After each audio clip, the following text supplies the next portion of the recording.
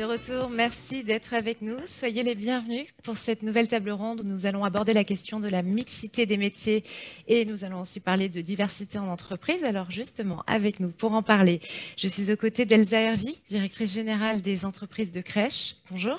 Bonjour. Isabelle Dubois-Vetterval, directrice diversité et inclusion chez Bouygues Construction. Bonjour. Bonjour. Fabrice Yégaillan, directeur du développement de l'AFPA. Bonjour.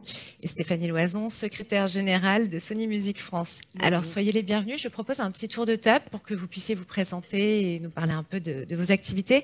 Elsa Hervy, on peut peut-être commencer avec vous. Oui, bonjour. Donc nous, les entreprises de crèche, c'est 800 entreprises adhérentes qui gèrent 2000 crèches et micro-crèches en France, 52 000 places de crèche, 21 000 salariés. Très bien, merci. Isabelle Dubois-Vetterval, quelques mots pour présenter votre activité. Donc Bouygues Construction, ça intervient en France et à l'international. C'est à peu près 55 000 collaborateurs, 45% en France, 55% à l'international, et une activité qui va du chantier de logement ou de bureau que vous pouvez croiser au coin de la rue à Paris, à un tunnel à Hong Kong, au déploiement de la fibre en Bretagne ou en Angleterre, et tout ce qu'on peut imaginer autour de l'énergie et de l'industrie du bâtiment. Très bien, merci. Fabrice Yégaillan, directeur de développement de l'AFPA. Quelques mots pour présenter l'AFPA.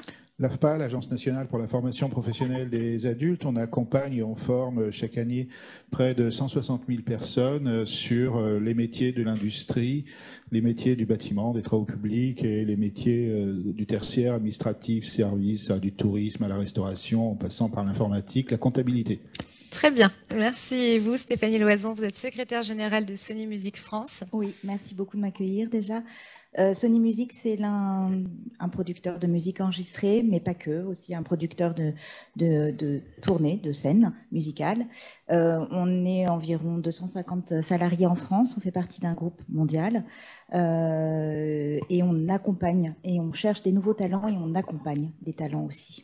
Très bien, merci. Alors, vous l'avez compris, on va aborder avec vous la question de la mixité des métiers et de ses enjeux. J'aimerais qu'on commence avec vous, Elsa Hervy.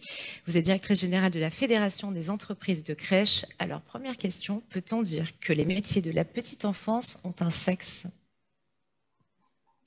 Je ne sais pas s'ils ont un sexe, mais en tout cas, il y a un constat qui est qu'il y a une sous-représentation des hommes, puisqu'on est à moins de 5% de salariés hommes dans la petite enfance.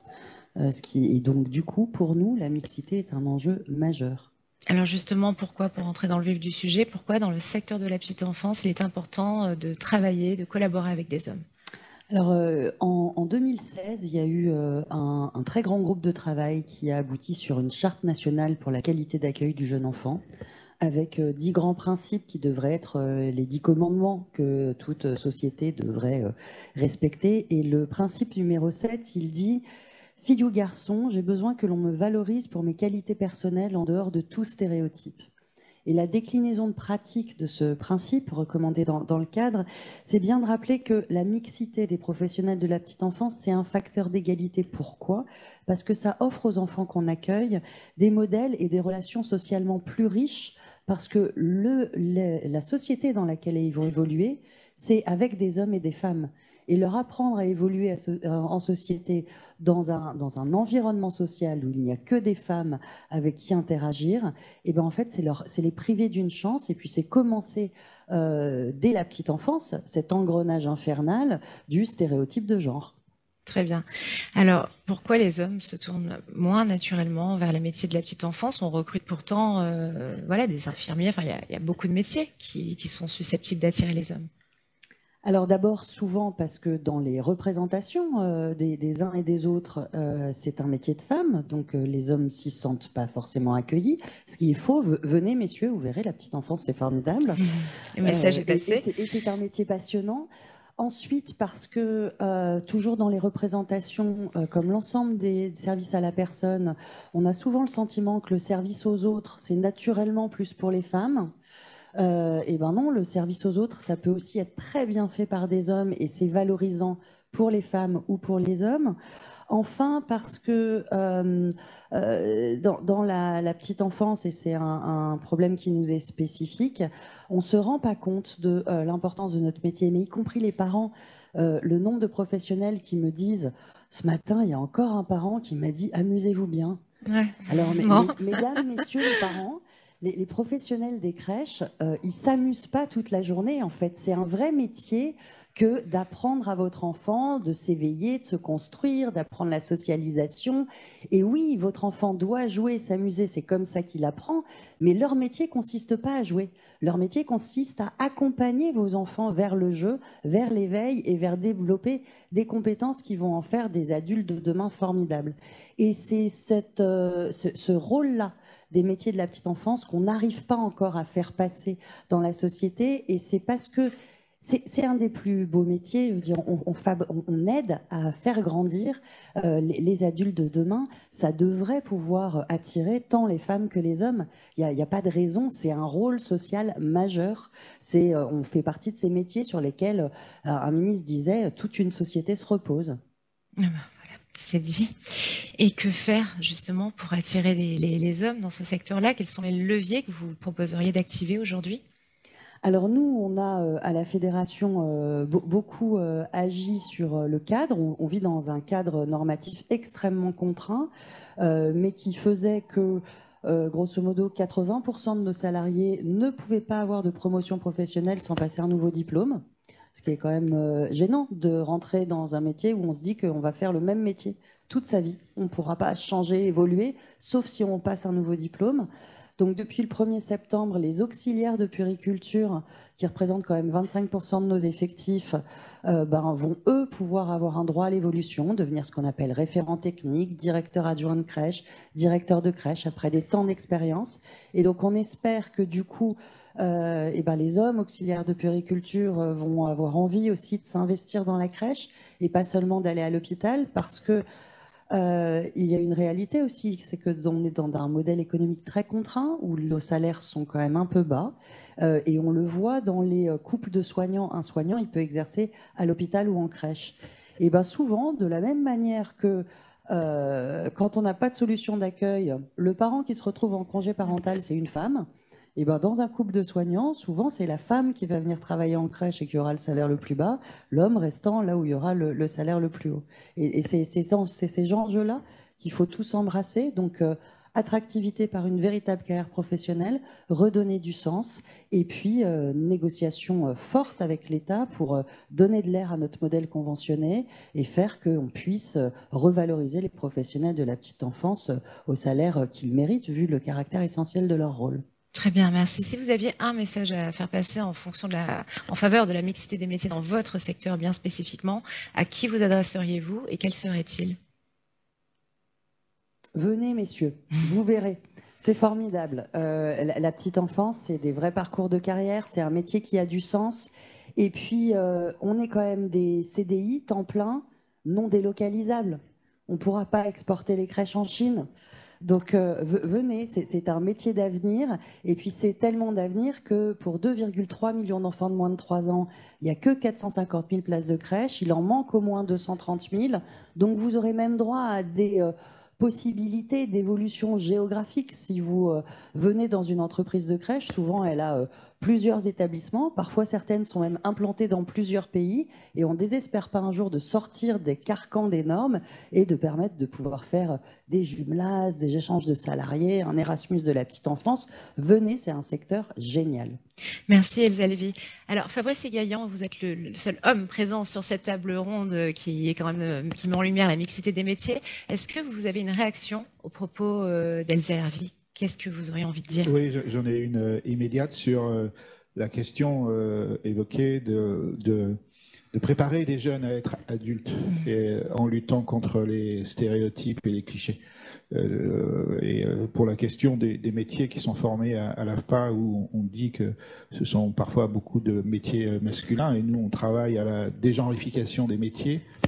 On sait très bien que tous les stéréotypes auxquels nous sommes confrontés sont précisément aussi travaillés dès la petite enfance, et pouvoir dégenrer dès la petite enfance toutes ces questions-là, ça me paraît effectivement très important. Merci.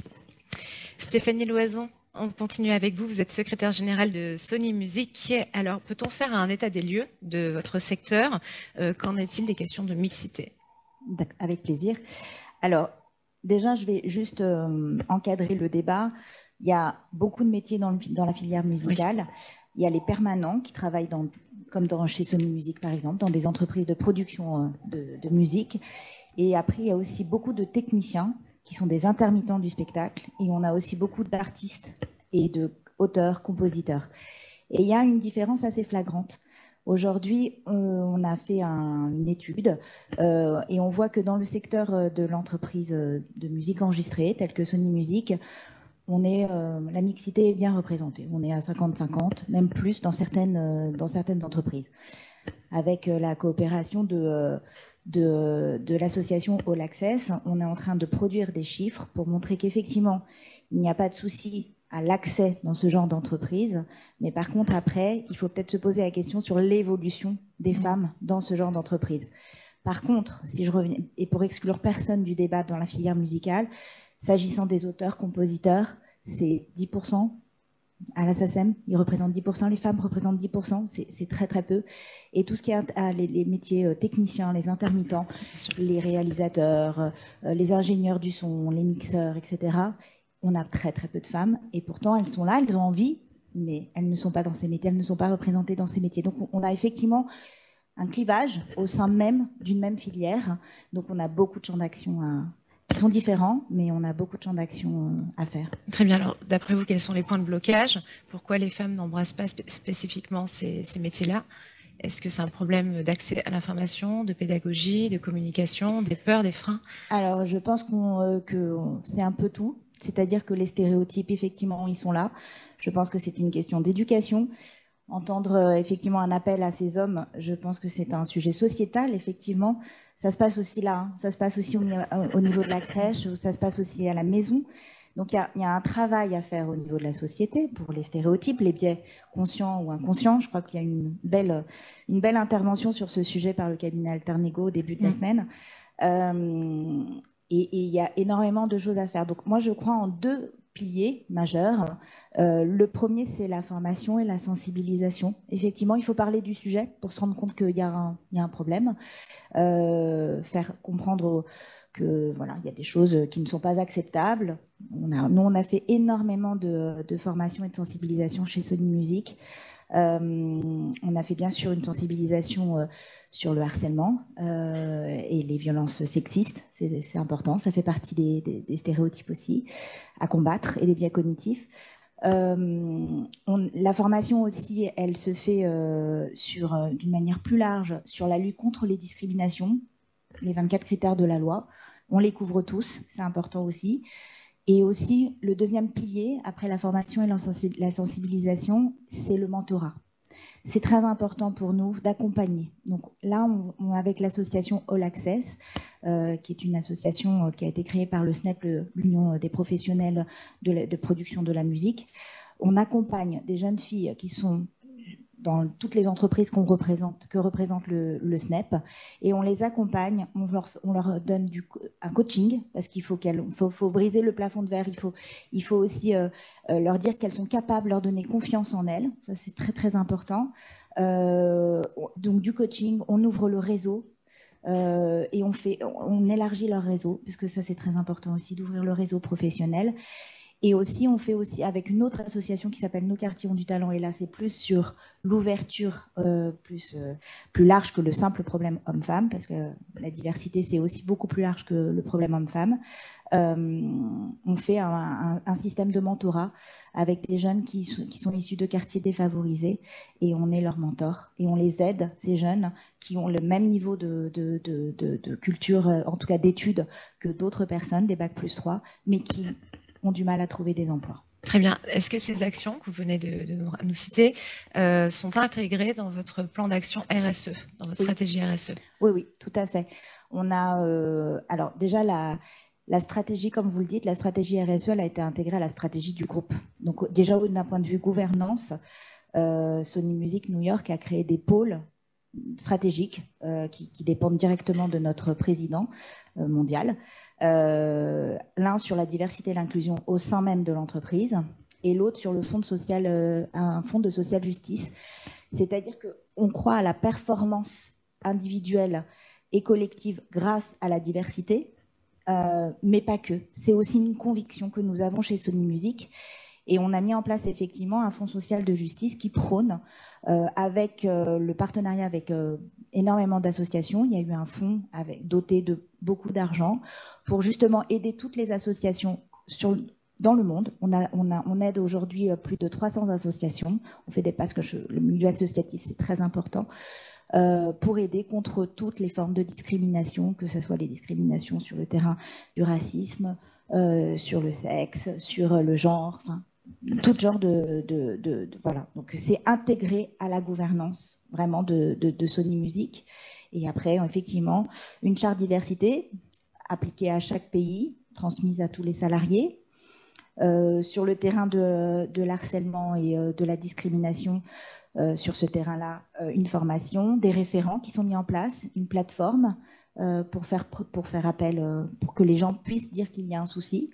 Et les partenariats avec All Access et nos quartiers ont du talent dont je parlais tout à l'heure sur la partie mentorat pour accompagner et briser le plafond de verre pour l'évolution des femmes dans la musique. Très bien, merci pour ce message.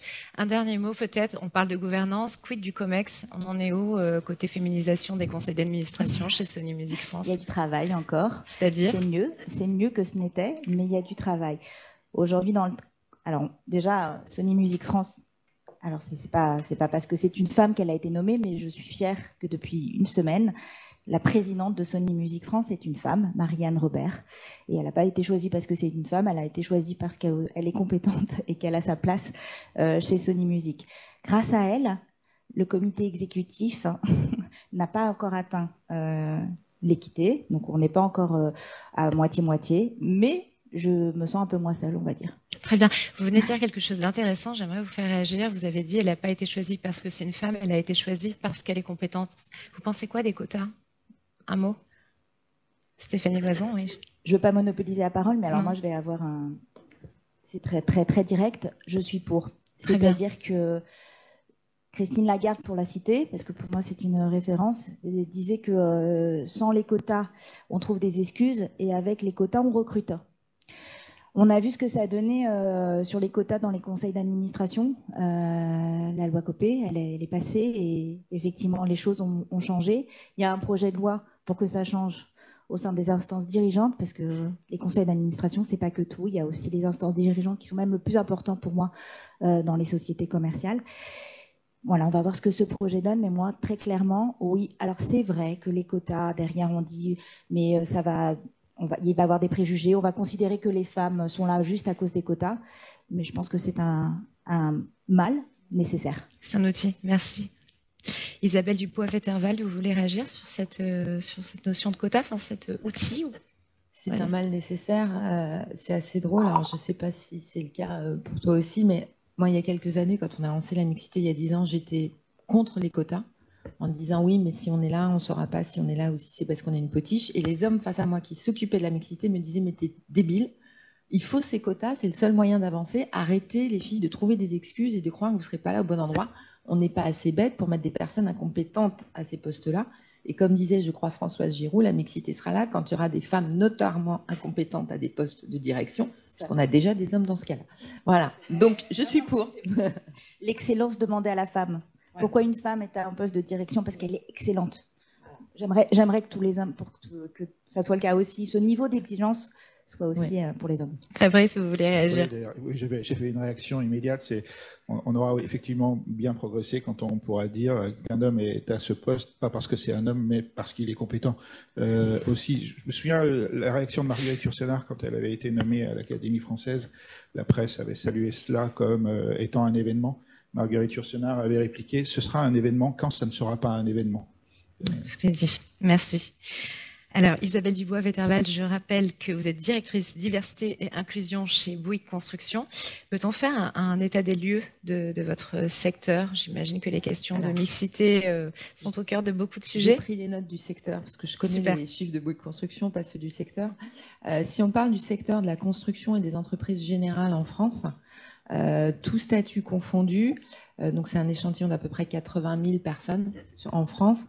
En 2013, il y avait 12,5, je mets la décimale, ça vaut le coup, % de femmes. Et aujourd'hui, nous sommes à 16,3. Donc, on va dire un peu moins de 10 ans, on a gagné 4%. Alors, il faut savoir que dedans, dans tout statut, il y a évidemment les ouvriers qu'on appelle les compagnons. Et en France, je crois qu'on doit royalement être à 0,5% de femmes. On a beaucoup de choses à faire. Voilà. Et si on prend les cadres, on peut se dire que c'est plus facile. En 2014, 21%, aujourd'hui 24%. Donc, on n'y est pas encore. Mais il y a une vraie prise de conscience de toute la profession également. Comme toutes les professions, hein, on représente plein de métiers différents. Et il y a cette prise de conscience qu'on ne peut pas se priver de la moitié des talents de la planète, en fait, tout simplement. Justement. C'est un enjeu pour vous, chez Bouygues Construction, d'attirer des femmes. Pourquoi et dans quel secteur d'activité? Alors, c'est un enjeu. Le mouvement de la mixité chez Bouygues Construction a été lancé il y a un peu moins d'une dizaine d'années.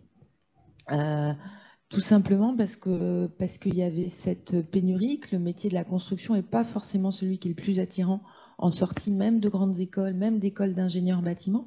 En général, les hommes et surtout les femmes préfèrent parfois aller dans des métiers de consultants. Donc en fait, il y a eu cette prise de conscience il y a un moment de se dire, bon ben voilà, on manque, on est dans un métier pénurique, il faut arrêter de se battre tous les majors pour les mêmes personnes. Essayons d'aller un petit peu sur le côté. Le côté, c'est juste de dire, occupons-nous des femmes. Et là, on réfléchit, quelle est la place des femmes chez Bouygues Construction?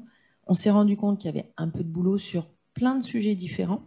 Et donc, on a travaillé à la fois sur attirer des femmes en allant dans les écoles, à la fois sur ouvrir les chakras de l'intérieur avec des formations aux stéréotypes, parce que comme l'intervention qu'il y a eu lundi, il faut bâcher, rabâcher. On a tous des stéréotypes, c'est normal, c'est important, c'est pour notre cerveau, prenons-en conscience.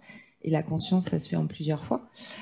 Et puis, mettre des rôles modèles, accompagner les femmes avec un réseau de femmes à oser. Donc, en fait, c'est que chacun fasse un pas vers l'autre pour essayer d'aller un petit peu plus vite dans la même direction. Très bien, merci. Est-ce que vous avez des plans d'action mixité chez Bouygues Construction? Et est-ce que vous embarquez les hommes aussi dans ces plans d'action mixité? Alors, on a des plans d'action mixité et on peut avancer sur un sujet, que ce soit la mixité ou la diversité, qu'en emmenant tout le monde. Si on est clivant, ça ne marchera jamais. Si on va l'un contre l'autre, la boîte reculera et on perdra en performance. Donc, on a des plans d'action à plusieurs niveaux. Donc, évidemment, la fin du plan d'action, c'est d'avoir des chiffres qui augmentent. Donc, on a des cibles de taux de femmes cadres, de taux de femmes managers, de taux de femmes dans des CODIR avec des échéances. Chacun des métiers de Bouygues Construction a construit ses étapes sur 3 ans. On a un socle commun de plan d'action qui est de dire, ben voilà, dans les recrutements, on veut des candidatures mixtes. On ne veut pas prendre une femme, mais on veut qu'en shortlist, il y ait toujours une candidature des deux sexes. Donc, même pour les métiers plutôt féminins, du sexe le moins représenté. Il y a des plans d'action qui vont sur la formation de tout le monde. Et puis, à la main de chacun des métiers, il y a des choses, mais qui ont été évoquées. Le mentorat, parce que le mentorat est super efficace à la fois pour les femmes et pour les hommes, à qui ça fait prendre conscience d'autres choses et qui n'ont pas pour eux un sujet mixité imposé, mais on les embarque parce qu'ils sont un peu responsables de quelqu'un pendant cette période. La femme va leur expliquer, j'ose pas aller sur ce poste, il va dire mais pourquoi? Ils vont découvrir parfois que les femmes n'osent pas, et donc on ouvre, ça marche mieux que 150 heures de formation. Très bien. Voilà. Il y a tout, donc les plans d'action dans les écoles, ce que j'ai dit, et puis on a un réseau de femmes également, qui existe depuis 2013, le réseau de femmes de Bouygues Construction, qui agit à la fois pour ouvrir les chakras à tout le monde avec des conférences, avec des conférences, mais qui peuvent être complètement décalées, donc plutôt drôle, oser se prendre une veste, enfin, voilà, non, hommes et femmes, et puis l'accompagnement des femmes, notamment sur formaliser mon ambition et oser dire et ne pas attendre mes appréciations et mes promotions, comme gentiment mon livret du 3e trimestre, à savoir si j'ai félicitations, encouragement, et être vraiment proactive et en disant ce livret, je le mérite. D'ailleurs, il y aurait dû avoir ça, et on les aide un peu là-dedans. Très bien. Alors, le réseau de femmes dont nous parliez, c'était WeLink, c'est oui, ça? Tout à fait. Et vous êtes aussi partenaire de Elle Bouge? Oui. Et alors, qu'est-ce que vous faites concrètement avec Elle Bouge? Ça se traduit comment? Alors, Elle Bouge, c'est vraiment aller dans les écoles, les collèges, les lycées et dire que les métiers n'ont pas de sexe et qu'une femme conducteur de travaux, qu'une femme conducteur de tunnelier, ces énormes machines qui nous font les tunnels du Grand Paris, qu'une femme électricien, c'est génial. Il n'y a pas besoin de porter 200 kilos de sacs de ciment tous les matins. Et donc, c'est de donner à ces jeunes filles ces rôles modèles et de savoir que ces modèles existent. C'est exactement, quand on parle de la petite enfance, c'est créer des représentations. Parce qu'on va se projeter vers ce qu'on connaît. Alors, si on n'a pas rencontré une femme conducteur de travaux, si on n'a pas rencontré une femme chef de chantier, si on n'a pas rencontré une femme électricien, une femme qui déploie la fibre, qui sont des choses très minutieuses, alors je vais rentrer dans le stéréotype, mais c'est des petits trucs tout fins, c'est presque de la dentelle, bah, les jeunes filles ne pourront pas se projeter, les jeunes hommes non plus, et puis les parents ne pourront pas cautionner ou appuyer le désir de la jeune fille. Si une jeune fille arrive en disant à ses parents « je vais être chef de chantier », qui ne savent pas ce que c'est, ils vont penser tout de suite chantier, homme, milieu rude, il fait froid, ça crie fort, ils sont pas gentils, et ils vont dire bah non, prends quelque chose où tu auras plus de temps, etc. Donc avec Elle Bouge, on agit vraiment à travers des marraines. On a 180 marraines. Donc des marraines, c'est des femmes techniciens, ingénieurs qui allent et s'engagent à aller une demi-journée par an dans le collège à côté de chez elles, minimum, tout simplement pour dire j'aime mon métier, parce que si on est chez Bouygues Construction et si on est dans le bâtiment, c'est qu'on aime ça. Voilà. Donc de porter ça et d'aider à se projeter. Et on est partenaire d'Elle Bouge, je crois, depuis 6 ans. Très bien, merci. Si vous aviez un message à faire passer en faveur de la mixité des métiers, à qui vous vous adresseriez-vous en particulier, quel serait-il? Je m'adresserais à tout ce qui tourne autour des enfants, en fait, à toutes les projections, à tous les conseillers d'orientation, qu'ils arrêtent de dire maintenant continue tes études à une jeune fille qui est bonne en maths, parce que si elle rêve d'être ébéniste, menuisier ou plombier, il faut aller au bout des rêves, quoi. Et en plus, aujourd'hui, il paraît qu'on aura tous plein de métiers, donc commençons par aller. Donc en fait, je m'adresserais vraiment à tout ce qui tourne autour de la projection. Peuvent avoir nos enfants des métiers, et puis bah, les Lego avec la grue, super, mais que le casque soit rose, même si c'est du stéréotype, et que la petite fille, elle puisse faire sa grue aussi, quoi. Voilà. Merci Isabelle Dubois-Vetterval. Elsa Hervé, vous voulez réagir? Je vous vois... Oui. J'acquiesce, en fait. Totalement. J'acquiesce. On a des métiers comme ça en représentation où on oublie à quel point c'est une richesse, la mixité, et où la mixité est un cercle vertueux. Donc, il faut agir dès la petite enfance, continuer à agir sur tous les leviers. Et on va signer, nous, dans 10 jours, re-signer la charte pour la mixité dans les jouets. Et c'est vrai qu'il y a des petits sujets encore sur les jouets. Et que, alors, il y a beaucoup d'efforts faits sur faut arrêter le bleu et le rose, faut que les jouets, ce qu'on appelle d'imitation, la petite cuisine, le petit lave-linge, ce soit pas peint en rose et puis le reste en bleu. Mais effectivement, le jouet du chantier, de la voiture, du bonhomme dans le camion de pompier, c'est un bonhomme, c'est jamais une bonne femme. Et voilà. Et donc, il y a tout à jouer, mais tout doit continuer. Non, et je voulais réagir sur les quotas. Alors, j'ai entendu mes 3 partenaires de plateau sur les quotas de direction et je pense que c'est une bonne idée. Après, nous, il y a des gens, et notamment des députés la semaine dernière, qui veulent aller plus loin. Ils ont compris que la mixité dans la petite enfance, c'était un enjeu majeur. Et donc, du coup, ils veulent rendre obligatoire les écoles de formation qu'elles respectent un quota de 40% d'hommes. Alors ça, c'était plutôt un appel à, si Monsieur Yaka et Madame Faucon veulent bien réfléchir un peu. On est un secteur en totale pénurie de main-d'œuvre. Aujourd'hui, il y a des immeubles crèches, des locaux crèches qui existent où on n'accueille pas d'enfants parce qu'il n'y a pas assez de salariés, parce qu'on n'en forme pas assez. Et donc, continuez pas à nous mettre des bâtons dans les roues. Aidez-nous plutôt à attirer les hommes vers nos métiers plutôt que vouloir nous mettre des bâtons dans les roues. Essayez de développer une filière petite enfance plus active à l'AFPA pour la reconversion des métiers, par exemple, parce qu'on peut se reconvertir dans la petite enfance quand on vient de l'industrie. Ça peut être aussi des beaux enjeux. Et donc, du coup, aidez-nous. Alors je vois bien que les quotas, tout le monde était un peu contre au début, finalement on se dit c'est pas mal, faisons pas des quotas partout, parce que sinon il y a des moments où on va pas s'en sortir. Très bien, merci. Fabrice Tegaillan, une réaction peut-être? Oui, on peut avoir plusieurs métiers, donc vive la reconversion, comme cela vient d'être dit, et on peut se reconvertir, en tout cas c'est le métier de l'AFPA, qui a près de 250 métiers, et à une époque où on parle beaucoup de mobilité professionnelle, la question de la reconversion se pose là, très clairement. Très bien. Une question justement pour faire un état des lieux avec vous. Qu'en est-il aujourd'hui, selon vous, et les chiffres de l'AFPA, de la répartition des métiers? Est-ce qu'elle est encore genrée globalement? Oui, c'est genré. Encore, malheureusement, comme on vient de le dire, c'est genré, mais ça évolue. Ça évolue. Dans nos formations, on a des femmes qui deviennent maçons, on a des femmes qui deviennent agents de sécurité, mais par contre, on a très peu d'hommes qui deviennent assistants de direction ou qui deviennent assistants de vie aux familles. Ça, c'est une de nos réalités. Donc, les choses changent, évoluent.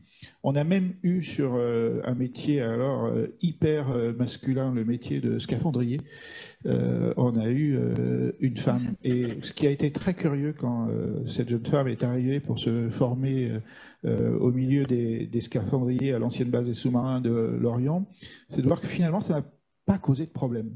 Donc, et à ce moment-là, on s'est dit, pas trop. Et à ce moment-là, on s'est dit, il y a vraiment quelque chose qui change. Mais on est encore dans cette phase de changement. C'est pour ça qu'à mon avis, il ne faut strictement rien lâcher aujourd'hui. Parce que même s'il y a eu les messages politiques qui sont très forts, et comme cela vient d'être dit, c'est pas à ce niveau-là que ça se passe. C'est vraiment au niveau, je crois, d'une part de notre inconscient collectif, de notre culture, de ce qu'on peut dire à chaque fois, de ne pas genrer effectivement les jouets auxquels on sait que les enfants s'identifient. C'est aussi une de leurs questions, un de leurs moyens pour devenir un être humain. Je crois que MeToo a fait énormément de bien parce qu'il faut effectivement rien lâcher. Il ne faut pas accepter, en tout cas aujourd'hui il ne faut plus accepter.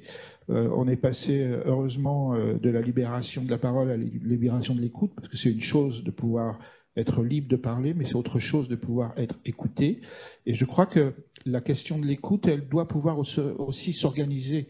On doit pouvoir créer les communications, les conditions de la communication qui vont permettre à des femmes de découvrir des métiers. C'est des choses qu'on fait à l'AFPA, notamment avec le Centre d'information des femmes et des familles, un vrai gros travail où on permet à des femmes, des groupes de femmes, de découvrir des métiers dits masculins. Ça peut être le métier de l'usinage, ça peut être certains métiers du bâtiment, des travaux publics, etc. Et à chaque fois, on voit le cliché et les stéréotypes qui tombent. Ah bon, on ne travaille plus avec un bleu de travail, on ne travaille plus avec l'odeur du métal, etc., etc.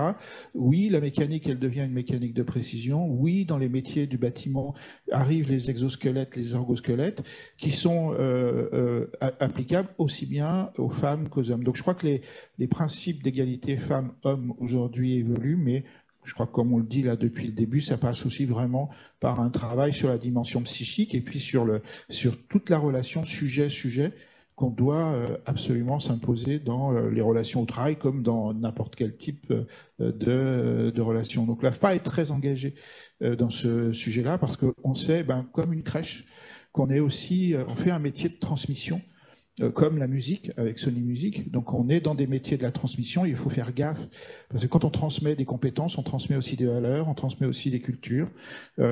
C'est pas anodin.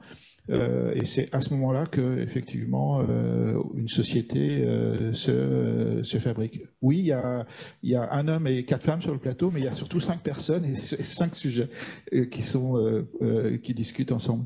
Très bien, merci pour ce témoignage.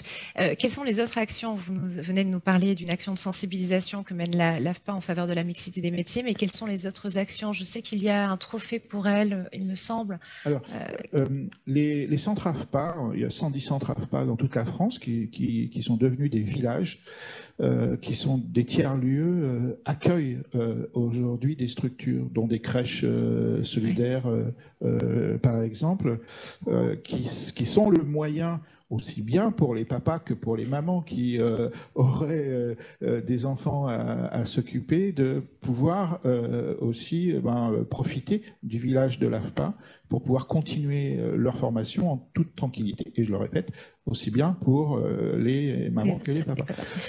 Et ensuite, on a mis en place effectivement cette action, les trophées pour elles, qui ont pour objet de signaler et de reconnaître la place d'une femme dans un métier traditionnellement masculin.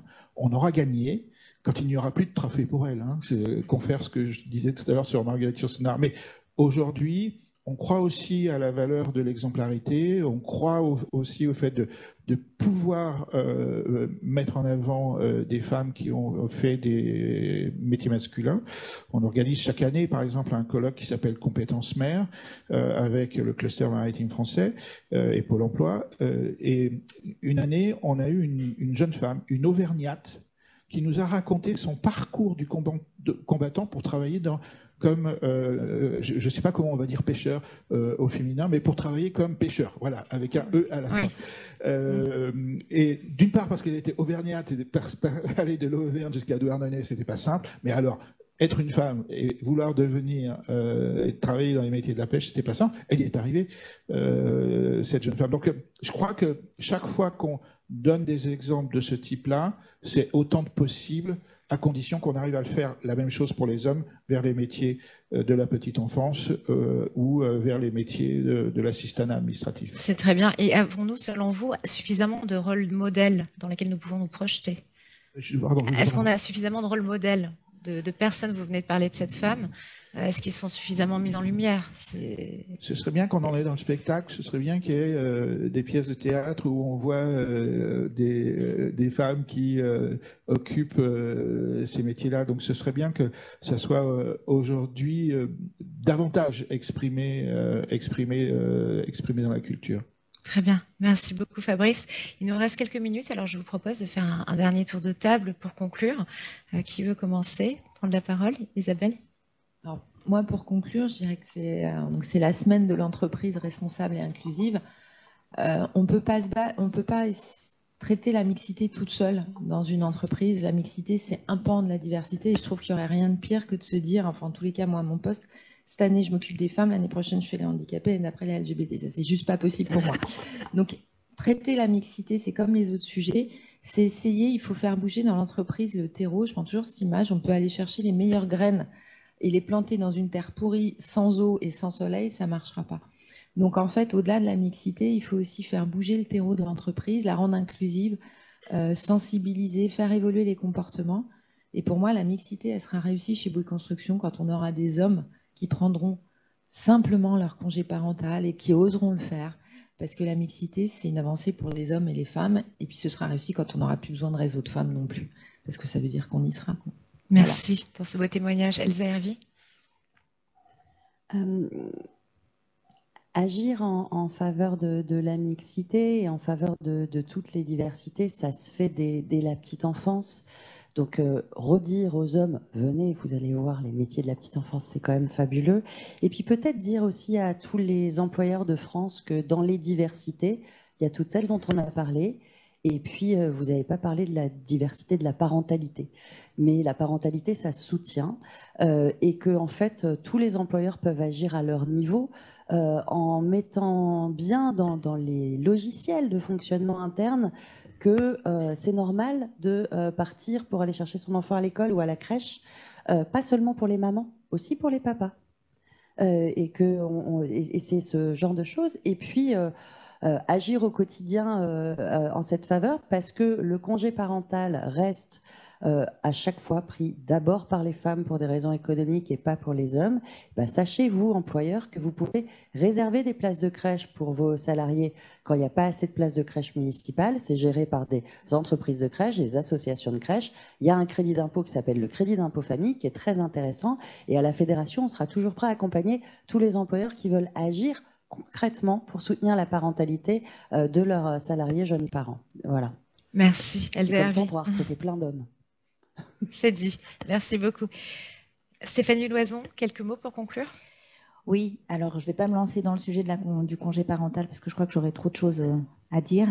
La mixité, la bonne nouvelle, c'est que c'est un enjeu qui a été reconnu par les hommes et par les femmes. On est d'accord sur ce sujet-là, c'est un sujet et il faut y remédier. J'ai un peu peur qu'on soit trop d'accord et que du coup, derrière, on ne fasse rien pour changer les choses. Les sujets en général sur lesquels on est trop d'accord, il y a une certaine latence qui s'installe. Donc, je suis ravie de ce genre d'événement, je suis ravie de ce genre de tour de table, je suis ravie d'être avec un homme aussi, parce qu'ils sont avec nous sur ce sujet, c'est vrai qu'ils sont avec nous. Maintenant, il faut passer à l'action. On est tous d'accord, ok. On ne va pas se battre uniquement sur les choses sur lesquelles on n'est pas d'accord. Il faut aussi se battre sur les choses sur lesquelles on est d'accord. Et du coup, on vient de voir, c'est un sujet où c'est à tous les niveaux. C'est l'aspiration des femmes dans certains métiers et l'aspiration des hommes dans certains métiers. Et c'est ensuite l'évolution des femmes et des hommes aussi, mais l'évolution des femmes dans d'autres métiers. Donc, il y a beaucoup de sujets et c'est un triptyque pour moi. C'est à la fois un sujet sociétal, c'est les hommes et les femmes. Donc, c'est ce qui se passe à la maison, prendre conscience de ce qui se passe à la maison, le congé parental. C'est ce qui se passe donc ça, c'est la société dans laquelle on vit. C'est ce qui se passe dans les sociétés. Et je pense que les sociétés commerciales ont un vrai rôle à jouer là-dedans. Donc, je suis ravie de cette vague RSE. Voilà, il faut la prendre, il faut surfer dessus. Et c'est aussi un enjeu de l'État qui est aussi assez actif sur ce sujet. Donc, les 3 acteurs sont nécessaires. Merci Stéphanie. Fabrice, le mot de la fin? Bah oui, se désaliéner des clichés, des stéréotypes, ça doit être un combat permanent. Voilà, bientôt il y aura les Jeux Olympiques. On dit qu'il faudra à peu près 20 000 agents de sécurité événementiels. Et il est clair qu'il faudra la moitié de femmes, parce qu'il y aura autant de femmes que d'hommes qui iront assister aux Jeux Olympiques. Donc la question de la désaliénation et de ce combat permanent, mais il sera toujours permanent, parce qu'on cherche juste à être des êtres uniques et pas à être aliénés et à être des sujets et pas à être l'objet de quelqu'un ou de qui que ce soit. Donc voilà, je pense que c'est à mon avis le combat qui doit nous animer. L'AFPA est dans ce combat. On croit beaucoup à la question de l'individu et de la personne. Voilà ce que je pourrais dire en termes de conclusion de mon côté. Un grand merci à toutes et à tous pour cette table ronde en faveur de la mixité des métiers. À suivre, nous avons rendez-vous dans un quart d'heure avec Sybille Lemaire pour parler notamment de l'emploi des seniors. À tout à l'heure et merci de nous avoir suivis.